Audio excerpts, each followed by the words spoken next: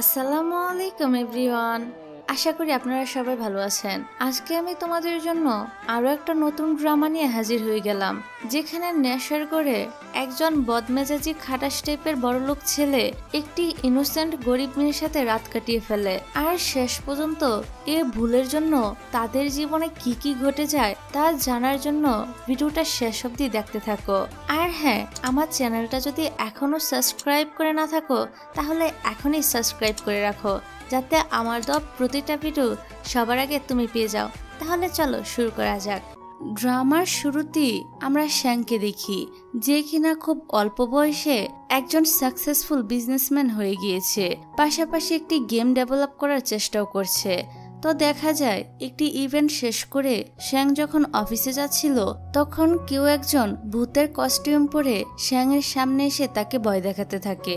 আর এই মেয়েটার নাম হলো নিয়া, আর নিয়াই হলো আমাদের গল্পের নায়িকা। নিয়া আর শ্যাং একসময় ক্লাসমেট ছিল। এখন নিয়া একটি মিউজিক কোম্পানিতে জব করছে, আর আজকে সে এসেছে শ্যাংয়ের ইন্টারভিউ নিতে। কিন্তু শ্যাং নিয়াকে কোনো পাত্তা না দিয়ে সেখান থেকে চলে যায়। এদিকে নিয়া তো শ্যাংয়ের পিছনে ছুটতে গিয়ে নিচে পড়ে যায় এবং অনেকটা ব্যথাও পায়, কিন্তু শ্যাং একবারও পিছনে ফিরেও তাকায় না। আসলে এই শ্যাং ছিল খুবই বদমেজাজি একটা খাটাস প্রকৃতির লোক। সে তার মাকে ছাড়া কাউকেই কেয়ার করতো না। অফিসে যাওয়ার পর ম্যানেজার শ্যাংকে জানায় নিয়া তার ইন্টারভিউ নিতে চায়, এই জন্য শ্যাংকে একটি পার্টিতে ইনভাইট করা হয়েছে। এবার শ্যাং ম্যানেজারকে বলে মিটিং ফিক্সড করে দাও, আমি ওর মুখের ওপর না করে আসবো। অন্যদিকে আমরা পার্টিতে নিয়াকে দেখি।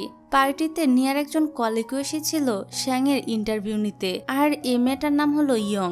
ইয়ন মেয়েটার স্বভাব চরিত্র খুব একটা সুবিধা ছিল না। সে পার্টিতে আসা নিয়নের ফিয়ন্সির উপর লাইন মারার চেষ্টা করছিল। তারপর দেখা যায় নিয়া যাতে শ্যাংয়ের ইন্টারভিউ না নিতে পারে এই জন্য ইয়ং নিয়ার ড্রিঙ্কসে কিছু একটা মিশিয়ে দেয়। আর এখন এই ড্রিঙ্কসটা খাওয়ার পর নিয়া তো একদম টালমাটাল হয়ে যায়। ঠিক এই সময় শ্যাংও পার্টিতে এসে উপস্থিত হয়। তাকে দেখে নিয়ে স্টেজে গিয়ে বলতে থাকে, সরি শ্যাং, তোমার লাভ লেটারটা সেদিন সবাই দেখে ফেলেছিল। আর নিয়া কোন লাভ লেটারের কথা বলছে এটা আমরা একটু পরেই জানতে পারবো। নিয়ার এসব কথা শুনে শ্যাং ম্যানেজারকে বলে তাড়াতাড়ি তাকে স্টেজ থেকে নামাও, তা না হলে সে তো আমার ইজ্জতের ফালুদা করে দিবে। ম্যানেজার তখন নিয়াকে নিয়ে চলে যায়। এদিকে শ্যাং তো নিয়ার উপর প্রচন্ড পরিমাণে রেগে গিয়ে একটু বেশি ড্রিঙ্কস করে ফেলে। পরের দিন সকালে নিয়ার যখন ঘুম ভাঙে তখন সে নিজেকে একটি ছেলের হোটেল রুমে দেখতে পায়। পাশেই ছিল শ্যাং। এটা দেখে নিয়া তো চিৎকার করে ওঠে। চিৎকার করার কারণ হলো তাদের মধ্যে যা হওয়ার তা হয়ে গিয়েছিল। আর কি হয়েছে তা তো নিশ্চয়ই আপনারা ইতিমধ্যে বুঝতেই পারছেন। এদিকে শ্যাংও তো তার পাশে নিয়াকে দেখে একদম আকাশ থেকে পড়ে, কিন্তু নিয়া এখনো ইন্টারভিউ নিয়েই পড়েছিল। সে শ্যাংকে ইন্টারভিউর কথা বললে শ্যাং নিজের ইমেজ রক্ষা করার জন্য বলে, আমি তো শ্যাং না, আমি হলাম শ্যাংয়ের টুইং ব্রাদার জিং। নিয়ার মনে পড়ে হাই স্কুলে থাকতে শ্যাং তাকে বলেছিল তার একটা যমজ ভাই আছে যে কিনা বিদেশে পড়াশোনা করছে, কিন্তু নিয়ার বিশ্বাসই হচ্ছিল না যে এটা জিং, শ্যাং না। তারপর নিয়া বলে, তুমি বিদেশ থেকে কবে ফিরে আসলে? আমার তো মনে হচ্ছে তুমিই শ্যাং। শ্যাং তখন নিয়াকে বিশ্বাস করানোর জন্য ম্যানেজারকে কল করে, আর এমন একটা ভান করে কথা বলে যেন সে শ্যাংয়ের যমজ ভাই। আর এসব দেখে নিয়া এবার বিশ্বাস করে নেয় যে এটা জিং। তাই সে জিং ভেবে শ্যাংকে বলে, তোমার ভাই তো এখন অনেক বেশি বদমেজাজি আর অহংকারী হয়ে গিয়েছে। সে নিজেকে কি মনে করে, একদম কাউকে পাত্তাই দিতে চায় না। তুমি প্লিজ আমার একটা উপকার করো, তুমি তোমার ভাইকে রাজি করিয়ে আমার কাছে ইন্টারভিউটা দেওয়ার ব্যবস্থা করিয়ে দাও। শ্যাং বলে, আচ্ছা আমি বিষয়টা দেখছি।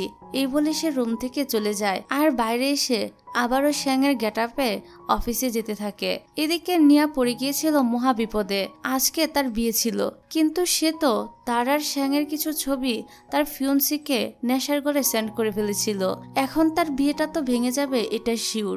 নিয়ার অনেক ইচ্ছা ছিল বিদেশে গিয়ে পড়াশোনা করবে, কিন্তু নিয়ার মা কিছুতেই তাকে একা বিদেশে পাঠাবে না। এই জন্য নিয়া বিয়ের ব্যবস্থা করেছিল। এখন যদি বিয়েটা ভেঙে যায় তাহলে নিয়ার মা তাকে আর বিদেশে পাঠাবে না, যার ফলে নিয়ার স্বপ্নটা একদম ভেঙে যাবে। তাই সে ছুটে চলে আসে জিংয়ের কাছে, মানে শ্যাংয়ের কাছে আর কি। আর তাকে রিং দেখিয়ে বলে চলো আমরা বিয়ে করে নেই। কিন্তু শ্যাং মানে নিয়া যাকে জিং ভাবছে সে তো নিয়ার কথার কোনো মানেই বুঝতে পারছিল না। নিয়া তখন জিংকে সবটা জানিয়ে বলে বিয়ের পর আমরা লুকিয়ে ডিভোর্স করে নিব, তারপর তুমি তোমার রাস্তায় আর আমি আমার রাস্তায়। কিন্তু জিং তো এতে রাজি হয় না। তাই নিয়া জিংয়ের কিছু ছবি দেখিয়ে বলে তুমি যদি আমার কথা রাজি না হও তাহলে কিন্তু আমি এই ছবিগুলো পাবলিক করে দিব, এতে কিন্তু সবাই তোমাকেই অসম্মান করতে শুরু করবে। তাই আমার সাথে মিথ্যা বিয়ের নাটকটা করতে রাজি হয়ে যাও। ছবিগুলো হলো ওই দিন রাতের, যে রাতে তারা নেশার করে একসাথে ছিল, সেই ছবি দিয়ে এখন সে তাকে ব্ল্যাকমেল করছিল আর কি। আর এখন আর কোনো উপায় না পেয়ে জিংকে তো বিয়ে করতে রাজি হতেই হয়। এবার নিয়া চলে যাওয়ার পর ম্যানেজার এসে শ্যাংকে সরি বলে, সাথে সে আরো বলে আমি তো গতকাল রাতে আপনাদের দুজনকে আলাদা আলাদা রুমে রেখে এসেছিলাম, জানি না কিভাবে কি হয়ে গেল। তারপর দেখা যায় নিয়ার জিংয়ের বিয়ের জন্য সবকিছুর আয়োজন করা হচ্ছিল। ছেলে চেঞ্জ হয়ে গেছে দেখে নিয়ার মা খুবই অবাক হয়। তিনি জিংকে বিভিন্ন প্রশ্ন করতে শুরু করে দেয়। নিয়া আগে থেকে জিংকে সবকিছু শিখিয়ে রেখেছিল, তাই জিং খুব সহজেই সব প্রশ্নের উত্তর দিয়ে দেয়। আর এখন নিয়ার মায়ের কাছে জিংকে বেশ ভালোই মনে ধরে। তারপর নিয়া এসে তার মাকে নিয়ে যায় অন্য গেস্টদের সাথে সাক্ষাৎ করাতে। এই সময় হসপিটাল থেকে পালিয়ে জিং মানে শ্যাংয়ের মা সেখানে চলে আসে। শ্যাংয়ের মায়ের মেন্টাল কন্ডিশন খুব একটা ভালো ছিল না, তাই ওনাকে সবসময় হসপিটালে ভর্তি করে রাখা হতো। এখানে শ্যাং তার মাকে জিজ্ঞাসা করে তিনি কিভাবে এখানে আসলো। তখন তার মা উল্টো তাকে বলে তুমি আজ বিয়ে করছো আর আমাকেই কিছু জানালে না, কিন্তু কেন? শ্যাং তার মাকে বলে তুমি তো অসুস্থ, তাই আমি বিয়ের কথা বলে তোমাকে বিরক্ত করতে চাইনি। এখানে শ্যাংয়ের মা তার হবু বৌমাকে দেখতে চায়। শ্যাংয়ের মায়েরও নিয়াকে দেখে অনেক পছন্দ হয়। তিনি তো নিয়ার মায়ের সাথেও কথা বলে বন্ধুত্ব করে নেয়। কিছুক্ষণ পরই বিয়ের কার্যক্রম শুরু হয়ে যায়। সমস্ত রিচুয়াল মেনে বিয়েটা সম্পূর্ণ হয়। এবারে সে কিস করার পালা। নিয়া আগে থেকে জিংকে কিস করে দেয়, কারণ তার মায়ের সামনে নাটক তো চালু রাখতেই হবে। আর এখান থেকে আমাদেরকে অতীতের একটা সিন দেখানো হয়, যেখানে আমরা দেখতে পাই তারা যখন দুজন হাই স্কুলে পড়তো তখন একটি পার্টিতে নিয়া ড্রিঙ্কস করে এসে শ্যাংকে প্রপোজাল করেছিল। শ্যাং ও নিয়াকে তখন পছন্দ করত, তাই সেভাবে সে ফুল দিয়ে নিয়াকে তার মনের কথাটা জানাবে। সে ফুল নিয়ে আসার পর দেখতে পায় যে লেটারটি সে নেয়ার জন্য লিখেছিল সেটি অন্য স্টুডেন্টরা একটি নোটিশ বোর্ডে ঝুলিয়ে রেখেছে এবং লেটারে থাকা ওয়েটিং মিস্টেকগুলো মার্ক করে পড়েছে এবং শ্যাংকে নিয়ে মজা করছে। আর বর্তমানে নিয়ার সাথে যে ছেলেটার বিয়ে হওয়ার কথা ছিল সেও কিন্তু তাদের সাথেই তখন পড়াশোনা করত। ওই দিন ওই ছেলেটাই নিয়াকে সেখান থেকে নিয়ে চলে গিয়েছিল। এই কারণে শ্যাং মনে করেছিল নিয়াই হয়তো তার লাভ লেটারটা সবাইকে দেখিয়েছে। এই একটা মিসআন্ডারস্ট্যান্ডিং এর জন্য শ্যাং আজও নিয়াকে পছন্দ করে না। বিয়ে শেষ হয়ে যাওয়ার পর ডিল শেষে নিয়ার শ্যাং নিজের রাস্তায় চলে যাচ্ছিল। তখন নিয়ার কাছে তার মায়ের কল আসে। তারপর নিয়া শ্যাংয়ের কাছে এসে বলে তার মা তাকে 3 মাস পর বিদেশে যাওয়ার জন্য টাকা দিবে, কারণ ওনার এখনো বিশ্বাস হচ্ছে না নিয়ার জিং মানে শ্যাং বিয়ে করেছে। যাই হোক, নিয়া যদিও শ্যাংকে জিং ভাবছে, আমরা জিং না বলে শ্যাংকে শ্যাং বলেই এরপর থেকে বলতে থাকবো, তোমরা ব্যাপারটা বুঝে নিও। যাই হোক, এখানে নিয়া শ্যাংকে বলে চলো আমরা একসাথে রুমমেট হয়ে থাকি, কিন্তু শ্যাং তাকে না করে দিয়ে সেখান থেকে চলে যেতে থাকে। তখনই তার কাছে তার মায়েরও কল আসে আর তার মা তাকে বলে তিনি আসছে নিয়ার শ্যাংয়ের সাথে দেখা করতে। ব্যাস, মায়ের মনে কষ্ট না দেওয়ার জন্য শ্যাং আবারও জিং সেজে রেডি হয়ে যায় নিয়ার সাথে যাওয়ার জন্য। এবার দেখা যায় নিয়ার শ্যাং এখন একই বাসায় থাকছিল আর ওদের দুজনের মায়েরা এদেরকে দেখতে এসেছিল। মায়েদের সামনে দুজনেই খুব সুন্দর করে হাজব্যান্ড ওয়াইফের অ্যাক্টিং করতে থাকে। নিয়া শ্যাংয়ের মাকে বলে আপনি আপনার অন্য ছেলেকে একটু বলে দিবেন সে যেন আমার কাছে ইন্টারভিউ দিতে রাজি হয়ে যায়। এখন শ্যাংয়ের মা তো আর জানতো না শ্যাংই এখানে জিং হওয়ার অভিনয় করছে। উনি বলে হ্যাঁ, আমি আমার ছেলেকে বলে দিব সে যেন তোমার কাছে ইন্টারভিউ দিতে আসে। এখন তো আমরা সবাই একটা পরিবার, তাই না? একে অপরকে তো হেল্প করা সবারই দায়িত্ব।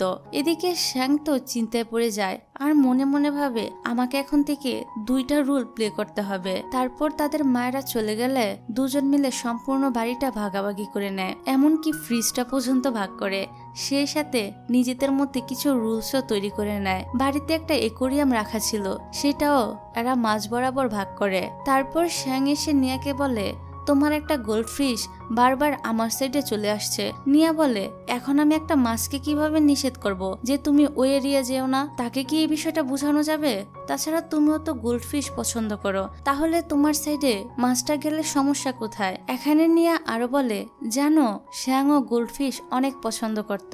একদিন স্কুলে থাকা সব গোল্ডফিশ মারা গেছিল বলে শ্যাং অনেক কান্না করেছিল। এসব বলে নিয়া চলে যায় তার রুমে ঘুমানোর জন্য, আর শ্যাং ড্রয়িং রুমের সোফাতেই ঘুমিয়ে পড়ে। কিন্তু সমস্যা হলো নিয়ার আবার রাতে ঘুমের ঘরে হাঁটার অভ্যাস ছিল। মাঝরাতে সে যখন ড্রয়িং রুমে হাঁটছিল তখন শ্যাং মনে করে বাসার ভিতরে হয়তো চোর ঢুকেছে, তাই চোর ভেবে সে নিয়াকে মারতে গেলে উল্টো নিয়াই শ্যাংকে মেরে ভর্তা বানিয়ে দেয়। নিয়ার হাতে মার খেয়ে বেচারা শ্যাং তো একদম সেন্সলেস হয়ে পড়ে। যাই হোক, এবার সকালবেলা নিয়া ভয়ে ভয়ে রুম থেকে বের হয়, কারণ গতকাল রাতে সে শ্যাংকে পিটিয়েছিল। আজকে শ্যাং তার সাথে কি না কি করে এসব ভেবে আর কি। যাই হোক, কিন্তু শ্যাং এখানে একদম স্বাভাবিক আচরণ করছিল, যেন কাল রাতে তাদের মধ্যে কিছু হয়নি। এই কারণে নিয়ার সামনে সে এখন জিংয়ের ক্যারেক্টারে অভিনয় করছে। আসলে এমন আচরণ করার কারণ হলো সে এখন নিয়ার সামনে জ্যাংয়ের ক্যারেক্টারে অভিনয় করছে, তাই তাকে তো একটু কুল থাকতেই হবে। এবার শ্যাং নিজেই নিয়াকে সরি বলে, কেননা তার মতে গতকাল রাতে সে একটু বেশি রিয়েক্ট করে ফেলেছিল। তারপর শ্যাং নিজের হাতে নুডলস তৈরি করে নিয়াকে খেতে দেয় আর বলে, এখন তো আমরা রুমমেট, তাই আমাদের দুজনকে মিলেমিশেই থাকতে হবে। প্রথম প্রথম নিয়ার খাবারটি খেতে চাইছিল না, তার ধারণা ছিল শ্যাং হয়তো খাবারে কিছু একটা মিশিয়ে দিয়েছে, কিন্তু অনেক বেশি ক্ষুধা লাগায় নিয়া খাবারটা খেয়ে নেয়। তারপর সেও শ্যাংকে সরি বলে রাতের বেলা তাকে বেধম মারার জন্য, সাথে আরো বলে ওয়াশরুমে ফাউন্ডেশন রাখা আছে, শ্যাং যেন সেটা তার কাটা জায়গায় লাগিয়ে নেয়। আর নিয়া এটা করতে বলেছিল এর কারণ হলো কেউ যেন বুঝতে না পারে যে শ্যাংকে সে মেরেছিল। তারপর দেখা যায় শ্যাং যখন ওয়াশরুমে এসে ফাউন্ডেশন লাগাতে যাবে ঠিক তখনই নিয়া সেখানে এসে শ্যাংয়ের হাত থেকে তার দামি ফাউন্ডেশনটা নিয়ে নেয় আর বলে, আমার জন্যই তুমি ব্যথা পেয়েছিলে, তাই তোমার এই কাজটা আমারই করে দেওয়া উচিত। এই বলে সে দামি ফাউন্ডেশনটার বদলে সস্তার একটা ফাউন্ডেশন লাগিয়ে দেয়। এইসব দেখে শ্যাং তো এক দৃষ্টিতে নিয়ার দিকে তাকিয়ে থাকে। তাকে এভাবে তাকিয়ে থাকতে দেখে নিয়া মনে মনে ভাবে, আগের বারের মতো কিছু ঘটার আগেই আমাকে এখান থেকে কেটে পড়তে হবে। এসব ভেবে সে তখনই এখান থেকে কেটে পড়ে। তারপর সে যখন অফিসে যাওয়ার জন্য বের হচ্ছিল তখন সেখানে নিয়ার মায়ের বয়ফ্রেন্ড আসে, যে কিনা নিয়ার মাকে বিয়ে করতে চায়। কিন্তু নিয়া এই লোকটাকে একদমই পছন্দ করতো না। লোকটির স্বভাব চরিত্র একদমই ভালো ছিল না। সে নিয়াকে বিরক্ত করতে শুরু করে দেয়। এসবের মধ্যে নিয়ার ফোনটাও ভেঙে যায়। নিয়া কোনো রকম করে সেখান থেকে বেরিয়ে পড়ে। এদিকে শ্যাং তার ড্রেস এবং হেয়ার স্টাইল চেঞ্জ করে আবারও শ্যাং হয়ে অফিসে চলে আসে। এবার ম্যানেজার এসে তাকে বলে, তো বস, আপনার কেমন লাগলো নিজের ওয়াইফের হাতে মার খেয়ে? ঠিক তখনই একজন সিকিউরিটি এসে শ্যাংকে ইন্টারভিউর জন্য ডাকে। তারপর দেখা যায় নিয়া দৌড়াতে দৌড়াতে শ্যাংয়ের অফিসে আসে, কিন্তু 2 ঘন্টা লেট হয়ে যাওয়ায় নিয়ার জায়গায় ইয়ন শ্যাংয়ের ইন্টারভিউটা নেওয়ার সুযোগ পেয়ে যায়। এখানে ইয়ন বলে, তোমার তো অনেক বড় স্বপ্ন ছিল বিদেশে গিয়ে পড়াশোনা করার, কিন্তু মনে হচ্ছে সেই সুযোগটা তুমি আর পাবে না। কষ্ট পেও না, তোমার জায়গা না হয় আমিই বিদেশ যাব। এই বলে সে একটা ভাব দেখিয়ে ইয়ন এখান থেকে চলে যায় শ্যাংয়ের ইন্টারভিউ নিতে। বেচারি নিয়া এত হতাশ হয়ে বাড়ি ফিরে হরর মুভি দেখতে শুরু করে। হতাশা কমার জন্য হরর মুভি দেখতে বসলো। মুভি দেখার সময় সে তো ভয়ে বারবার চিৎকার করে উঠছিল। তখন শ্যাং বলে ওঠে, হরর মুভি দেখতে যেহেতু এতই ভয় পাও তাহলে এসব মুভি দেখছো কেন?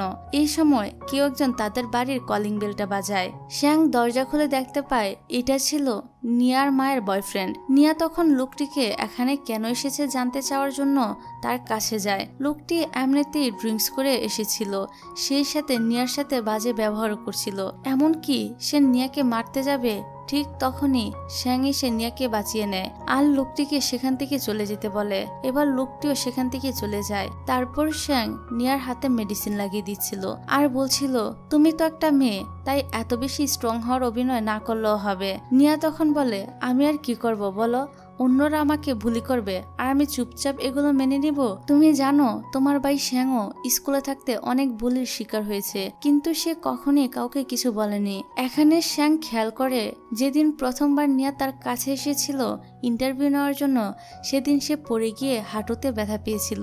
এটা দেখে তার একটু খারাপ লাগে। তারপর শ্যাং রুমে এসে ভাবে স্কুল টাইমে যখন সে দেখেছিল গোল্ডফিশ গুলো সব মারা গেছে, তখন অন্য স্টুডেন্টরা মনে করেছিল তার জন্য এমন হয়েছে।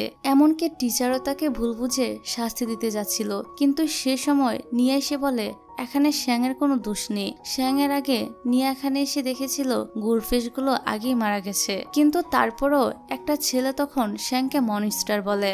এতে রেগে গিয়ে নিয়া ছেলেটিকে মারতে থাকে। ফলে টিচার এবার শ্যাংয়ের সাথে নিয়াকেও পানিশমেন্ট দেয়। যাই হোক, এর পরের সিনে দেখা যায় নিয়াকে তার অফিসের বস বকাবকি করছে। তিনি বলেন তোমার জন্য কোম্পানির বদনাম হবে, কাজের প্রতি তো তোমার কোনো আগ্রহই নেই, তুমি কাল এত লেট করে কেন গিয়েছিলে? তাও ভাগ্য ভালো যে ইয়ন মিস্টার শ্যাং এর ইন্টারভিউটা নিয়েছিল।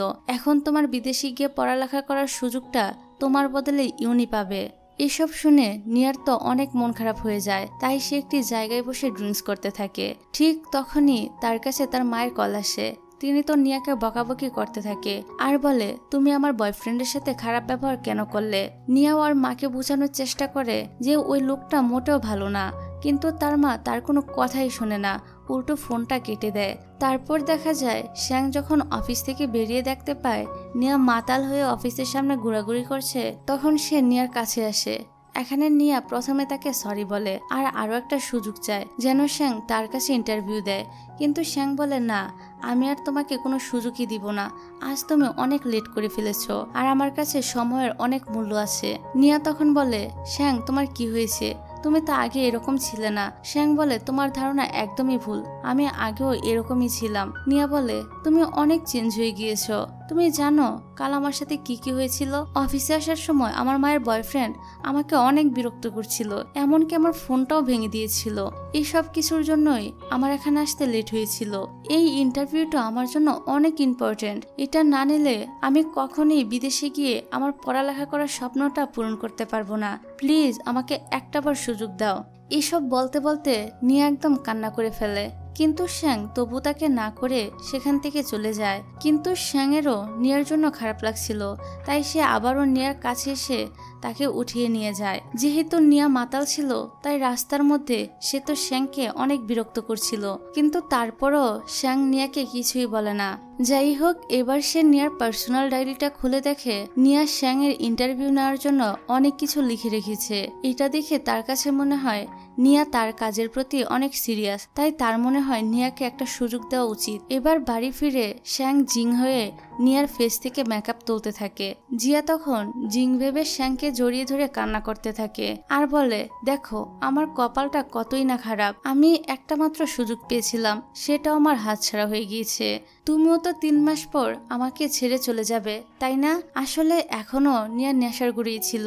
তখনই শ্যাং বলে তুমি গিভ আপ করো না, তুমি আবারও চেষ্টা করো, শ্যাং নিশ্চয়ই তোমার কাছে ইন্টারভিউ দিবে। পরের দিন সকালে নিয়া খাবার তৈরি করে এনে শ্যাংকে খেতে দিয়ে বলে কাল আমি তোমাকে উল্টাপাল্টা কিছু বলিনি তো? শ্যাং বলে না না, উল্টাপাল্টা কিছুই করনি, আর আজ তুমি শ্যাং এর অফিসে আবারও যাও তার ইন্টারভিউ নিতে। তারপর দেখা যায় নিয়া তার অফিসে আসলে বস তাকে আর ইউনকে বকাবকি করতে থাকে, কারণ আগের দিন ইউনের কাছে মিস্টার শ্যাং ভালোভাবে ইন্টারভিউটা দেয়নি। তখন সেখানে শ্যাং এর ম্যানেজার আসে আর বলে আমাদের বস আবারও ইন্টারভিউ দিবে, তিনি বলেছে তিনি এবার নিয়ার কাছে ইন্টারভিউ দিবে। এটা শুনে বস তখন নিয়ার সাথে ভালো ব্যবহার করতে থাকে। এদিকে ইউন তো এসব দেখে অনেক রেগে যায়। যাই হোক, তারপর দেখা যায় নিয়া শ্যাং এর কাছে এসেছিল ইন্টারভিউ নিতে, সেই সাথে কার রাতের জন্য সরি বলে। তারপর নিয়া শ্যাং এর তৈরি নতুন গেমটি দেখতে চায়। গেমটি আসলে হরর কনসেপ্টের উপরেই তৈরি করা হয়েছে, যেখানে কিছু ফেক জম্বি থাকবে আর মানুষরা তাদের এরিয়া প্রবেশ করলে জম্বিরা তাদেরকে ভয় দেখাবে, কিছুটা এই টাইপের আর কি। যদিও নর্মাল মানুষদের জন্য গেমটি এখনো ওপেন করা হয়নি, কিন্তু নিয়া সেখানে যেতে চাইছিল বলে শ্যাং তাকে নিয়ে যেতে রাজি হয়। তারপর দুজনই রেডি হয়ে আসে সিক্রেট রুমে যাওয়ার জন্য। বাস্তবে তো নিয়া ভূত কিংবা জম্বি দেখে ভীষণ ভয় পেত, কিন্তু এখানে এসে শ্যাং এর সামনে অনেক সাহসী আর অভিনয় করতে থাকে। তবে একটি রুমে একজন মানুষ জম্বি সেজে বসেছিল, এটা দেখে নিয়া তো প্রথমেই ভয় পেয়ে যায়। তাই সে শ্যাংয়ের পিছনে লুকিয়ে লুকিয়ে সেখান থেকে বের হয়। হঠাৎই লাইট অফ হয়ে যায় আর একটি ফিমেল জম্বি এগিয়ে আসতে থাকে তাদের দিকে। এবার শ্যাং আর নিয়া সেখান থেকে পালিয়ে এসে লুকিয়ে থাকে একটি আলমারির মধ্যে। ভয় পেয়ে নিয়ার চোখ দিয়ে একদম পানি পড়ছিল।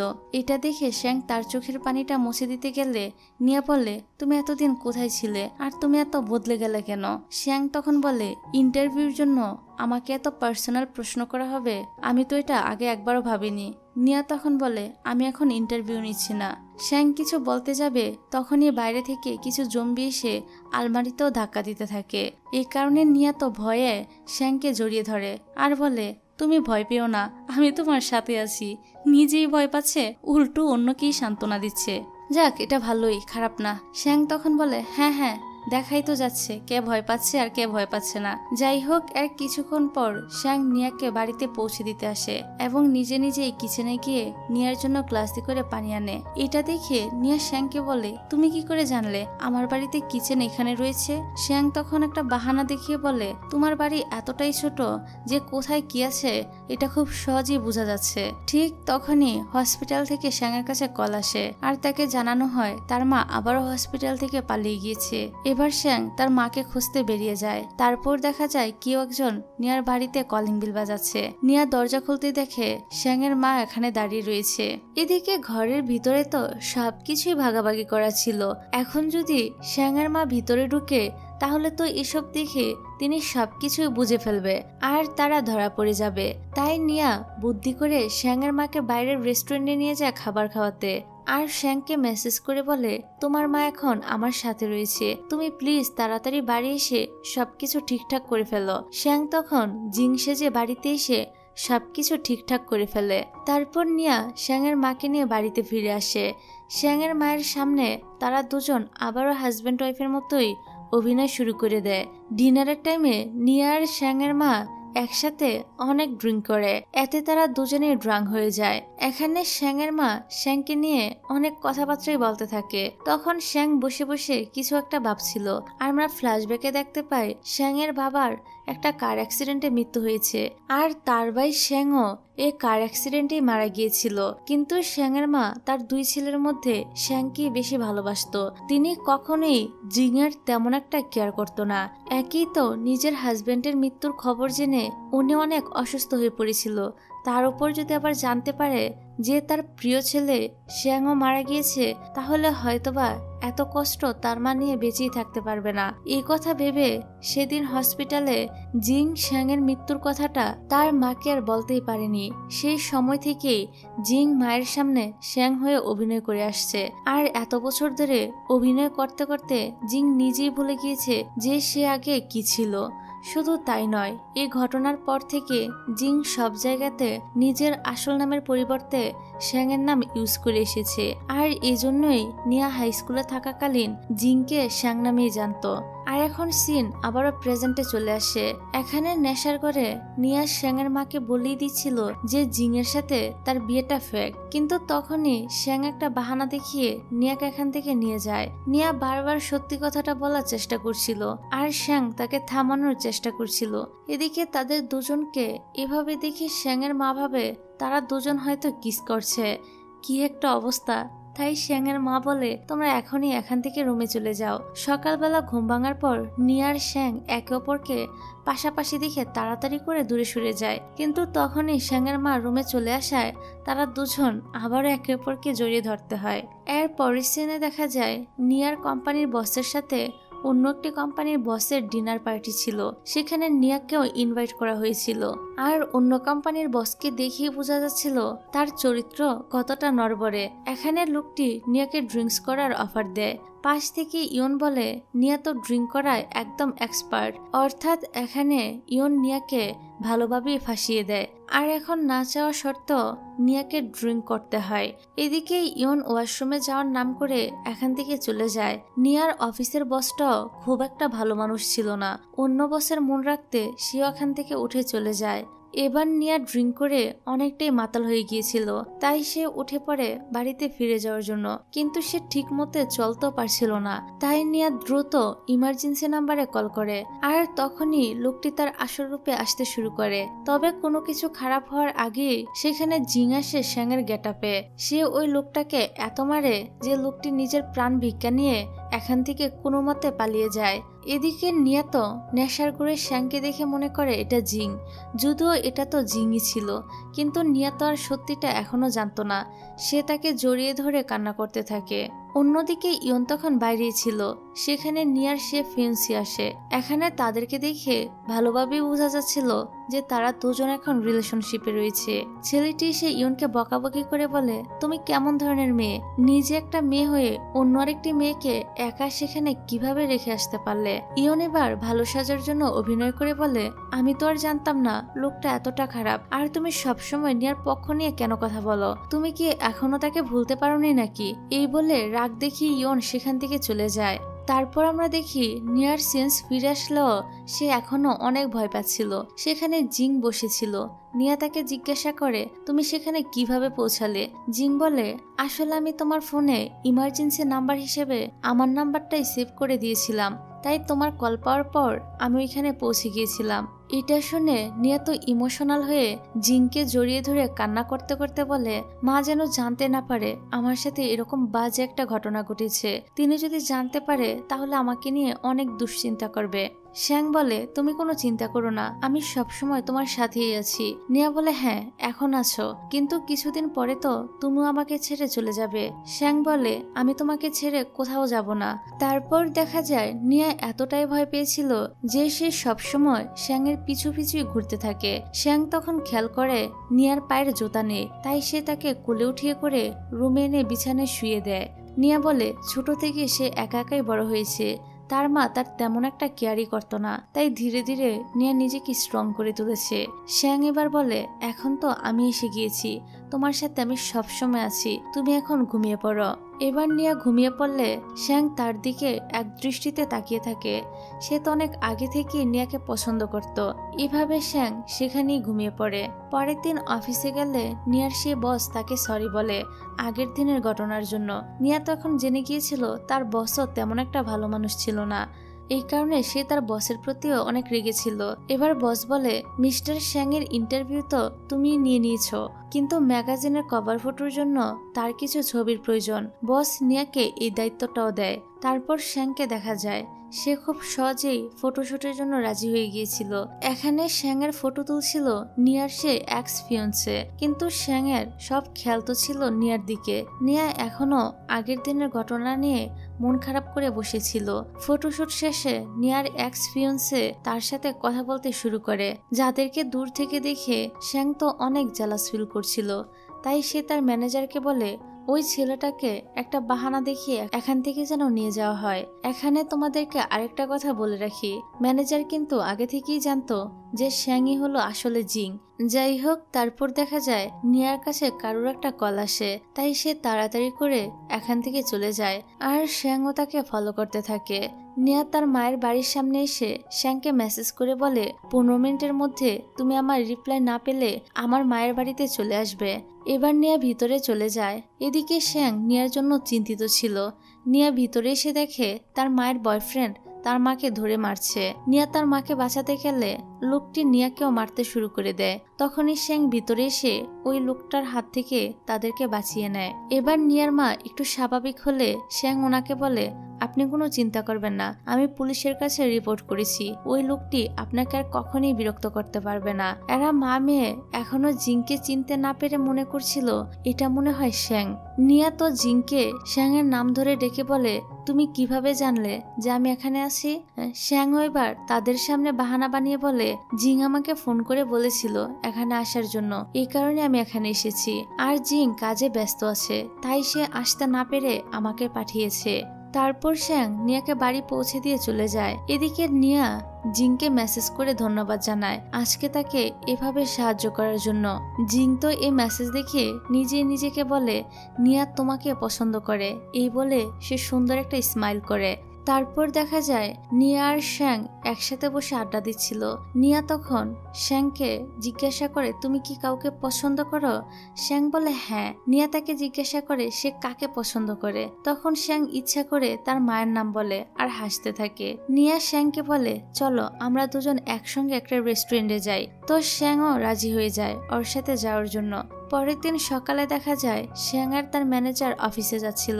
তখন ম্যানেজার তাকে বলে, বস আপনি অনেকটা সময় ধরে শ্যাং এর রোল প্লে করছেন, আমার মনে হয় এবার আপনার উচিত সত্যিটা সবাইকে বলে দেওয়া। জিং বলে, আমিও তো চাই যে সত্যিটা সবাই জানুক যে আমি শ্যাং নয়, আমি হলাম জিং, কিন্তু এখন সত্যিটা সবার সামনে নিয়ে আসা একেবারেই সম্ভব না। অন্যদিকে নিয়া রেডি হয়ে রেস্টুরেন্টে জিং এর জন্য ওয়েট করতে থাকে। তখনই তার কাছে কোম্পানি থেকে কল আসে আর জানানো হয় শ্যাং এর সিক্রেট রুমে, অর্থাৎ যেখানে শ্যাং তার নতুন গেমটি তৈরি করেছিল সেখানে আগুন লেগে গিয়েছে। নিয়াকে বলা হয় সে যেন শ্যাং এর সিক্রেট রুমের উপর একটি নিউজ কভার করে। নিয়া তখন শ্যাং এর জন্য চিন্তা হয়, তাই খোঁজ নিয়ে সে হসপিটালে চলে আসে। এদিকে জিং এর মনে পড়ে তার আজ নিয়ার সাথে বাইরে দেখা করার কথা ছিল, তাই সে ম্যানেজারকে বলে তাকে বাইরে নিয়ে যেতে। তারা বাইরে যেতেই দেখে নিয়া এখানে চলে এসেছে শ্যাং এর খোঁজে, তাই দ্রুত জিং আবারও শ্যাং এর মতো ড্রেস আপ করে নেয়। এবার নিয়া শ্যাং এর সাথে দেখা করে চলে যায়। নিয়ার কাছে তখনই জিং কল করে সরি বলে আজ তার সাথে রেস্টুরেন্টে যেতে না পারার জন্য। এখানে সে জানায় এখন সে হসপিটালে যাচ্ছে তার ভাই শ্যাং এর সাথে দেখা করতে। এদিকে নিয়া পড়ে যায় চিন্তায়, কারণ স্কুল টাইম থেকে সে শ্যাংকে পছন্দ করলো, এখন তার কাছে জিংকে বেশি ভালো লাগে। সে বুঝতে পারছিল না এখন সে কাকে ভালোবাসে, শ্যাংকে নাকি জিংকে। যাই হোক, পরের দিন নিয়া যখন অফিসে যাওয়ার জন্য বের হচ্ছিল তখন জিং তাকে ব্রেকফাস্ট করতে বলে, কিন্তু সে ব্রেকফাস্ট করে না। তার অনেকটা গিল্টি ফিল হচ্ছিল, কেননা তার কাছে মনে হচ্ছিল সে জিংকে ধোঁকা দিচ্ছে।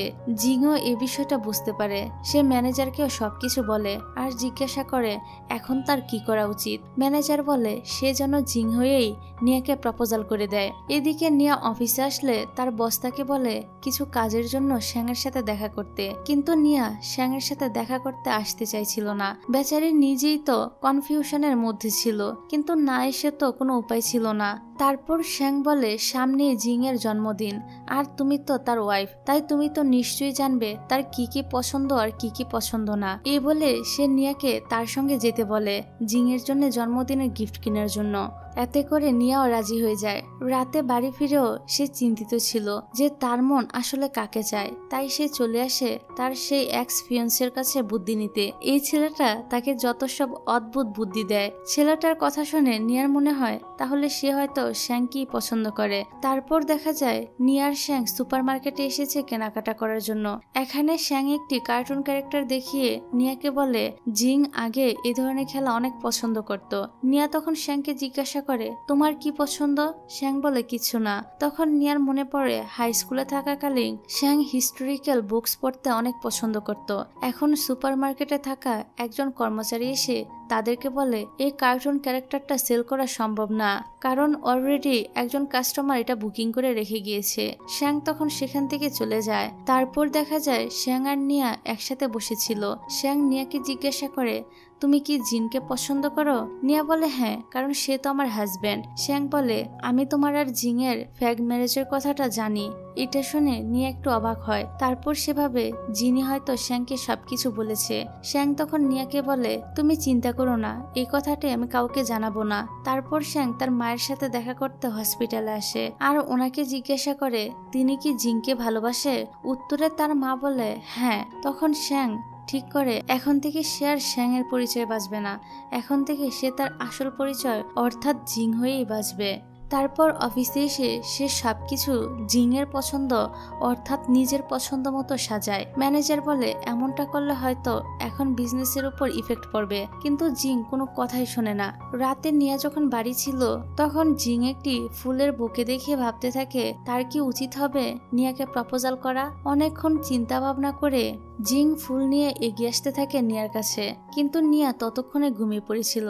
তাই সে নিয়ার পাশে বসেই নিজের মনের কথাগুলো বলে দেয়। এখানে সে বলে আমি বাধ্য হয়েই তোমাকে বিয়ে করেছিলাম, কিন্তু ধীরে ধীরে আমি তোমাকে অনেক ভালোবেসে ফেলেছি। আমি এখন বুঝতে পারছি না এখন আমার কি করা উচিত। এই বলে সে এখান থেকে চলে যায়। আর আমরা দেখি নিয়া এখনো ঘুমায়নি। সে জিঙের সব কথাগুলো শুনে নিয়েছিল। পরের দিন কাজের ব্যাপারে কথা বলার জন্য নিয়া শ্যাংয়ের অফিসে আসে। সে নোট করে এখানে জিঙের পছন্দের জিনিসপত্র দিয়ে সবকিছু সাজানো ছিল। এই ব্যাপারে সে শ্যাংকে জিজ্ঞাসা করলে শ্যাং বলে, আমি বিদেশে চলে যাচ্ছি আর এখনকার বিজনেসের দায়িত্বটা আমি জিঙের উপরেই দিয়ে যেতে চাই, তাই সবকিছু তার পছন্দ জিনিসপত্র দিয়ে সাজিয়েছি। যাই হোক, রাতের বেলা নিয়া খুব সুন্দর করে জিঙের জন্মদিনটা সেলিব্রেট করে এবং জিঙের পছন্দের একটা গিফট তাকে দেয়। এই কার্টুন ক্যারেক্টারটি সেদিন নিয়া শপের কর্মীকে অনেক রিকোয়েস্ট করে কিনে ফেলেছিল। জিং তো এটা দেখে নিয়ার উপর অনেক বেশি খুশি হয় আর আজ নিয়া জিংকে প্রপোজাল করে দেয় আর জিংও নিয়াকে অ্যাকসেপ্ট করে নেয়। সারপ্রাইজ হিসেবে জিং নিয়ার জন্য পিয়ানো বাজাতে থাকে। তখন নিয়া এই সবকিছু মোবাইলে রেকর্ড করে নেয় আর দুজনের ফোনের রিংটোন হিসেবে সেট করে দেয়। এখানে তারা দুজন হাসি ঠাট্টা করে সময়টা উপভোগ করতে থাকে। যাই হোক, এভাবেই তাদের সময়গুলো পার করতে থাকে। পরের দিন দেখা যায় একজন স্টাফ এসে নিয়াকে জিংয়ের এঙ্গেজমেন্টের রিংটা দেয়, যেটা আসলে ওই দিন ফটোশুট করার সময় জিংয়ের আঙ্গুল থেকে পড়ে গিয়েছিল। নিয়া তো এটা দেখে ভেবে পাচ্ছিল না জিংয়ের এঙ্গেজমেন্ট রিং এখানে আসলো কিভাবে। জিং তো কখনো এই অফিসে আসেইনি, এর মানে কি শ্যাংই আসলে জিং? এই ব্যাপারে জানতে নিয়া এবার শ্যাংয়ের অফিসে আসে। সে এসে রিংটা দেখিয়ে জিজ্ঞাসা করে এটা তার কাছে কি করে আসলো। শ্যাং বলে, এই রিংটা জিঙে আমাকে দিয়েছিল রাখার জন্য, কারণ ওর হাতে রিংটা ঢিলা হচ্ছিল, কিন্তু আমি কোথাও এটা হারিয়ে ফেলেছিলাম। এবার নিয়া শ্যাংকে বলে, তুমি যদি আমাকে কিছু বলতে চাও তাহলে বলতে পারো। শ্যাং বলে, হ্যাঁ আমি কিছু বলতে চাই, আর তা হলো সম্পর্কে তুমি আমার সিস্টার ইন ল হও, তাই সবসময় আমার এখানে আসবে না। এটা শুনে নিয়া অনেকটা অপমানিত বোধ করে, তাই সে সেখান থেকে চলে যেতে থাকে। তখনই শ্যাংয়ের ফোন বেজে ওঠে আর রিংটোনটা ছিল সে পিয়ানোর সুর, যেটা নিয়া জিংয়ের ফোনে সেভ করে দিয়েছিল। এটা শুনে নিয়া কনফার্ম হতেই যাচ্ছিল, তখনই জিং চালাকি করে বলে, জিংয়ের ফোনটাও অফিসে রেখে চলে গিয়েছে, নাও তুমি ওর ফোনটা নিয়ে যাও। তারপর জিং বাড়ি ফিরলে নিয়া তাকে জিজ্ঞাসা করে, তুমি কি আজ আমার ভাই শ্যাংয়ের অফিসে গিয়েছিলে? জিং বলে, হ্যাঁ কিছু কাজ ছিল তাই সেখানে যেতে হয়েছে। কিছুক্ষণ পর জিং এসে দেখে নিয়া তার জন্য এভাবে রেডি হয়ে ওয়েট করছে। এখানে নিয়া তো জিংকে সিরিয়াস করার চেষ্টা করে। জিং মনে মনে ভাবে নিয়া এবার হয়তোবা তাকে কিস করবে, কিন্তু নিয়া ভ্যাম্পায়ারের মতো করে জিংয়ের গাড়ে কামড় বসিয়ে দেয়। পরের দিন জিংকে ওই কামড়ের দাগ ঢাকার জন্য ফাউন্ডেশন ব্যবহার করতে হয়। তারপর সে সিক্রেট রুমে গেমটির জন্য আসে, যেখানে নিয়া আগে থেকে রেডি হয়ে দাঁড়িয়েছিল। সে বলে, শ্যাং আমি আবারও তোমার সাথে সিক্রেট রুমে যেতে চাই। এবার দেখা যায় নিয়া একদমই ভয় পায় না, উল্টো ওই রুমে থাকা জুম্বিকে রুম থেকে বের করে দেয়। তারপর নিয়া এখানে শ্যাংয়ের গাড়ে কামড়ের সে দাগ আছে কিনা তা দেখার চেষ্টা করে। শ্যাং নিজেকে ছাড়ানোর চেষ্টা করছিল, তখন ম্যানেজারও সেখানে চলে আসে। এতে নিয়ানের প্ল্যানটা ফ্লপ হয়ে যায়। তারপর নিয়া তার অফিসে চলে যাচ্ছে বলে শ্যাংকে বিদায় জানায়, আর শ্যাং ড্রেস চেঞ্জ করে জিংয়ের মতো পোশাক পরতে থাকে। তখনই নিয়া সেখানে চলে আসে। শ্যাং এবার ধরা পড়ে যায় যে সে আসলে জিং। নিয়াতে অনেক কষ্ট পায়, কারণ জিং এতদিন তাকে ঠকিয়েছে। সে তো চাইলেই নিয়াকে সব সত্যিটা জানাতে পারত। জিং নিয়াকে বোঝানোর চেষ্টা করতে থাকে, কিন্তু নিয়া তার কোনো কথাই শোনে না। নিয়া জিংকে বাড়ি থেকে চলে যেতে বলে। এদিকে জিন যেমন নিয়াকে মিস করছিল, তেমনি নিয়াও জিংকে মিস করছিল। নিয়ার মনে পড়তে থাকে জিংয়ের সাথে কাটানো সুন্দর সুন্দর সময়গুলোর কথা।